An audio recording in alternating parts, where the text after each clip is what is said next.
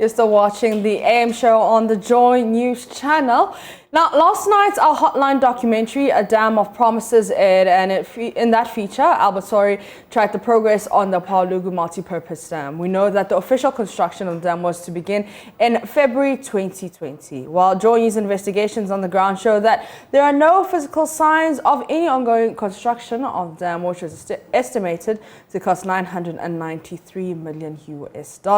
Let me introduce my guest to discuss that. I will start with Dr. Charles Abugri, who is the CEO of the Northern Development Authority, and we also have Dr. Charles Nyaba, who is the Executive Director of the Peasant Farmers Association of Ghana, and Professor David Miller, who is the President, Miller Institute for the Transdisciplinary and Development Studies. Good morning, gentlemen, and thank you so much for your time.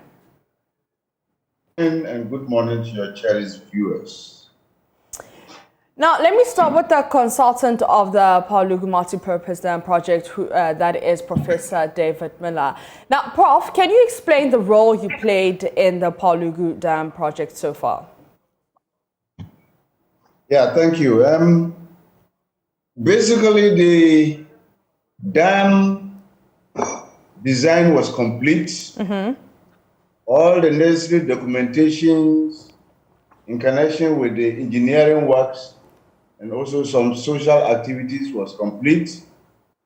Now, by law, it's required that we do an impact assessment, environmental impact assessment, by consulting stakeholders to find out how they position themselves in response to the project that was supposed to be started in their area.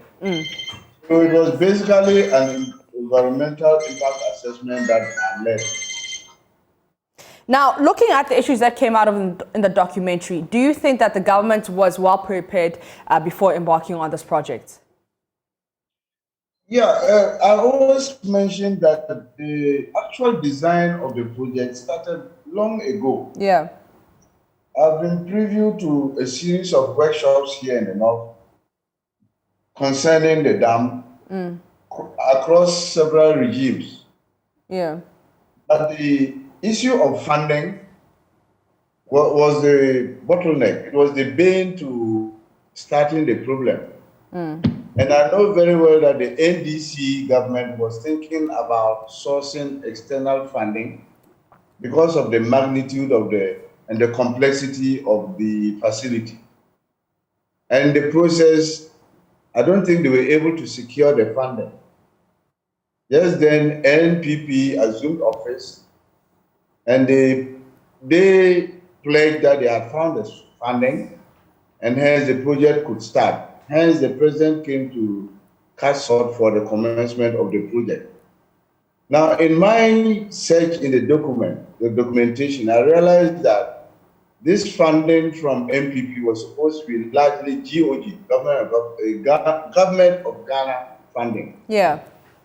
Which meant that it has to go through the normal processes of budgeting and presenting it to Parliament and so on and so forth. Mm-hmm.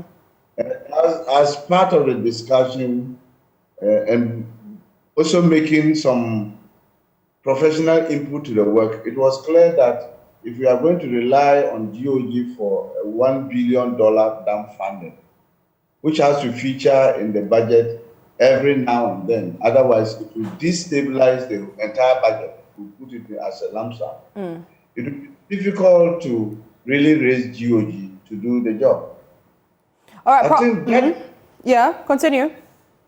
That is what has stalled the program. Okay. The project, because the goodwill is there. The engineering works are there, all the other surveys are there. Even there were attempts to compensate people who will be losing their properties and livelihoods. All that was in place.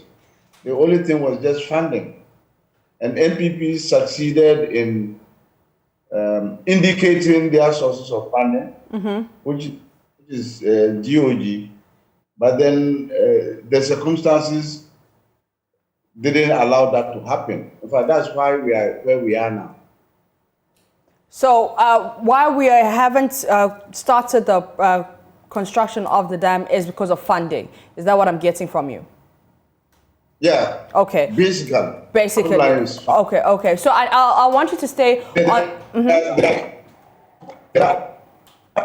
Things about design.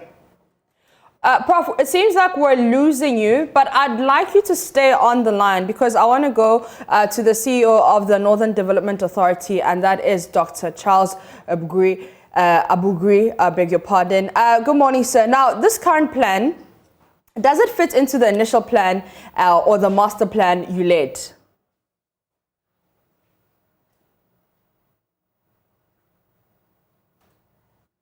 Dr. Abugri?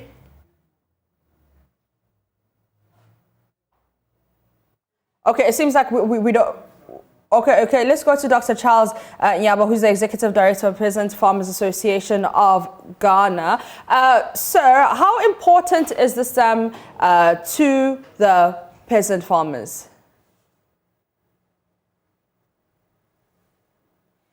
It seems like I've lost both of the Charles. Okay, Dr. Charles Nyaba, Executive Director of the Peasant Farmers Association of Ghana. If you can hear me, how important is this dam to the peasant farmers? Yeah, so we as beneficiaries, I think we are not ready to take the excuses of government.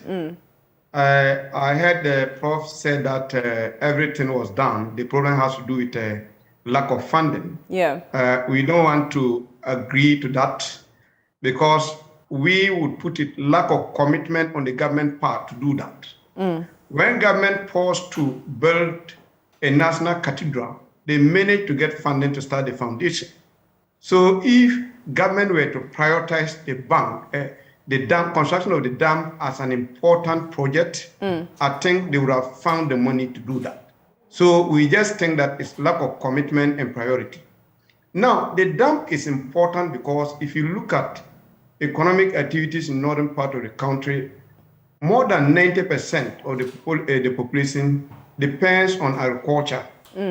Now, agriculture activities in recent times are facing a lot of challenges because we're dependent on more than 90% on rainfall. The rains that we used to record between 4 to 5 months, in recent times, it has reduced to 4 to 3 months. Yeah. Apart from the duration, the intensity also varies. So there are instances we record a drought in the whole of the northern part of the country, and around this time, we have flooding, and this water will allow it to run into the sea. Yeah. So when the proposal of the dams came, we all jubilated. And there is no any group in the northern part of the country that do not support the construction of this dam, because we know the importance of the dams to the people in terms of their agriculture activities, in terms of other economic activities. So the dam is really dear to our hearts, and we think that if there's a mark that Akufo-Addo government will want to leave for the people of the north for years to come, that we always remember and say, okay, this was done by Akufo-Addo regime. Is this done? All right, so let me go back to you, Prof. I want to know, do the current plans show that all the components of the dam can be achieved? You know, I mean, we have like what, 30 more months? Well, 50 months was promised, right? But we only 30 months have passed. So do the current plans show that all the components of the dam can be achieved within this timeline? Yeah, let me step back and correct my colleague, the panelist. Okay. He started on a very unfortunate note. I don't know why he's linking the funding of the cathedral to the funding of the dam. Precisely, I wouldn't want the cathedral type funding to be used to fund a dam as a matter of principle. If you say you let it go through the budget line, don't surreptitiously pick money and fund an activity. If that's what he wants, I think no. So that my argument is that if we say it's GOG, it has to feature in the budget and pass by the budget through parliament and endorsed, and the funding should happen. And that process is what has been truncated or not managed very well. But talking about completion, it's impossible. It's really impossible, and it's even not prudent. Looking at the economic circumstances that face the country now, it's not possible and it's not prudent. Okay. Because if you want to stampede a dam, which is not the way to construct that dam, you can remember what happened to one village, one dam. You don't stampede dam projects. You construct them over a period such that they will deal with the characteristics of the seasons and the exigencies of the different situations. So it's a gradual process of construction over time. So 4 years would be a reasonable period to construct a dam.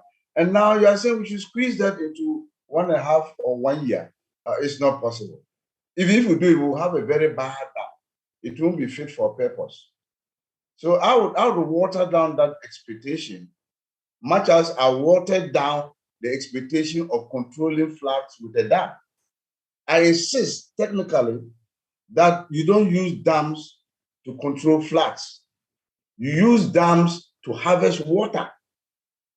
So it's unfortunate that everybody assumes, based on some misinformation, that this dam will control flood. We have experiences with similar dams in the area. Via Dam introduced more floods. Communities got lost. Tono Dam introduced more backflow flooding. Communities got lost. So it means that this dam would introduce some amount of flooding. But the argument is that after the war, and you know the wall is sitting over 100 kilometers from where the water is, Bahri. So Bahri will still spill. Bahri will now flow with pressure because there's a wall blocking it. Flooding will increase before you get to the wall. After the wall, we will now manage the water for irrigation purposes. 25,000 hectares of farmland will be irrigated. Excellent. But thereafter, the excess water will also flow freely. And that will also lead to some other flooding, but far away. Yeah.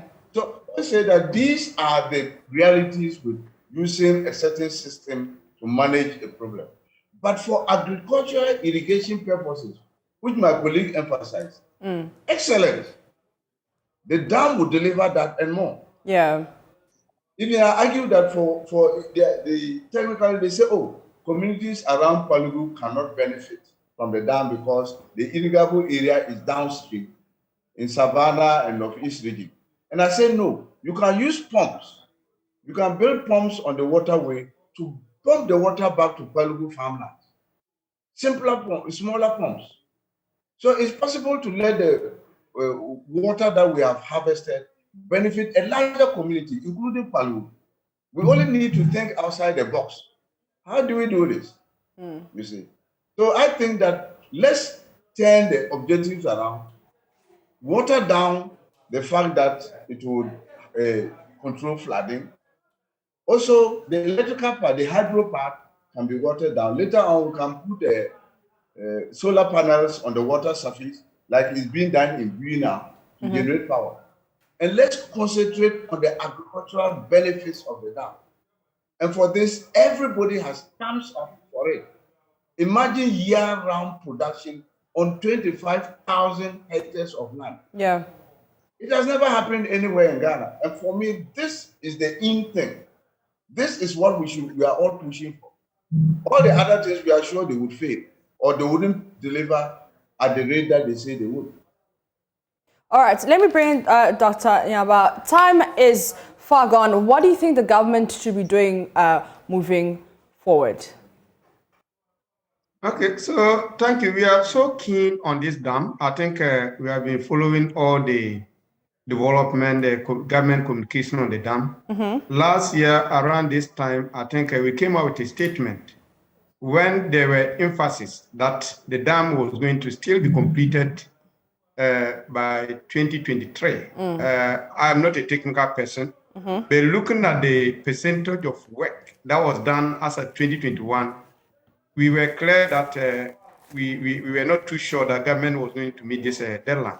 Yeah. What I think we should be doing as the deadline is getting closer, We have opportunity. Government is currently negotiating IMF bailout so that it will create space for government to be able to take more resources.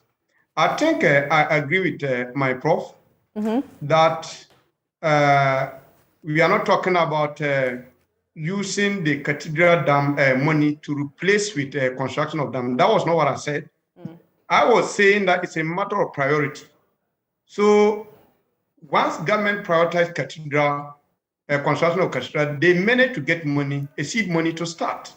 So if this is a priority, government can still manage to get money. And I think that funding should go beyond GOG budget. We should also look at taking loans, the loans that we are taking. After all, we take loans to even service our interest, our loan interest.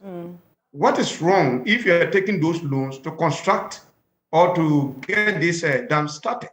If this government is not even able to complete it, just like Prof. Miller said, and it happened that there's another regime, and the policy document is already there, they come to continue it because it's something that will go a long way to address challenges of farming in northern part of the country. If you look at take Tono dams in northern Ghana, for instance, it's a dam that was constructed by a champion regime in the 1970s. Today, you go to the area, and this is a facility that is providing a lot of jobs, increasing produce supply, just like rice for national consumption. And per the technical designs of this dam, it's far bigger than the Tono Dam. So I'm sure if you're able to actually devote resources to do that, it will go a long way to help the farmers and the nation as a whole. So it's something that we need to just prioritize, get loans, and start the work. If you are not even able to complete by 2023, any regime that will come will build from that.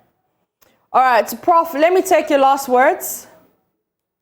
Yeah, my last words are that I'll focus on the flooding, what is happening currently, even this year. You know, there are certain strategies in place for me I find very healthy as far as managing the floods are concerned. And I must say the government has the right tone in dealing with the issue immediately. So there are low-hanging fruits that the government is blocking. Number one, they are asking people to leave potential flooding areas. The only problem is that they haven't mapped out these areas and communicated it loud enough. They are asking farmers to do early planting, which for me is excellent. If you plant in May, June, July, 90 days, most of the crop on average are 90 days. You'll be able to harvest before the major floods come. Then if you plant early maturing varieties, you are doubling the opportunity of harvesting before the floods. This is what I heard the Northeast Regional Minister mention, and I must say I'm along with it. I'm a technical person in the field, and I think these are the immediate actions that should be happening. Once the dam happens, if it happens. And I like the positioning that we should look for alternative source of funding. And we should see one together to build continuity. All right, it seems like we lost Professor David Miller there. Last words from Dr. Charles Nyaba. Yeah, so my last words are that we expect our northern MPs, especially those in the Upper East and Northeast, to join our call to listen to the plight of the farmers around the area. They have a tenure of 4 years. At least they would like that one day their name be mentioned, that they put pressure on government to allocate resources to construct this dam. They shouldn't allow community to start agitating, calling for action before they will pick it at the national level. So my appeal is to the northern MPs. They should join the advocacy. I also appeal to the vice president. One day his name will be printed on this dam if it's able to be done during this regime. They shouldn't just see it as a political tool that if you do it, you gain more support from people around the area. But look at it beyond that, that in years to come, what can we account? What will be left behind? Today, when you go to the Tono area, people still talk of a champo. okay? Because Achampong brought a lot of the dams that we are benefiting today. Yeah. So we are only appealing to Akufo-Addo government, the northern MPs, especially those in the northeast and then upper east, to join our core to put pressure on government to find alternative source of funding for this dam because it's dear to our hearts. All right. Thank you very much, gentlemen, for your time. My guest this morning, Dr. Charles Sinaba, who's the Executive Director of the Peasant Farmers Association. Also, Professor David Miller, who's the President of the Miller Institute for Transdisciplinary and Development Studies.